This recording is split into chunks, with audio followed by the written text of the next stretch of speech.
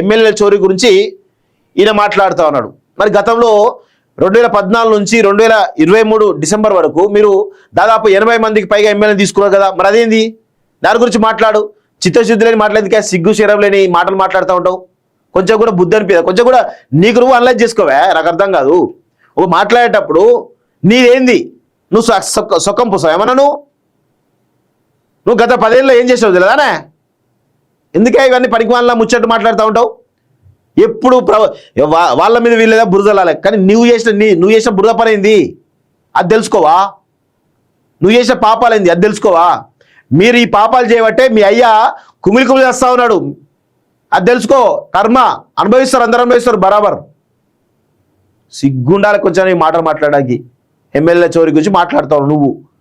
గతంలో 88 మంది, వీళ్ళు 10 మంది తీసుకున్నారు, గతంలో 8 మంది మీరు తీసుకున్నారు కదా, సిగ్గులేదా కొంచెం కూడా?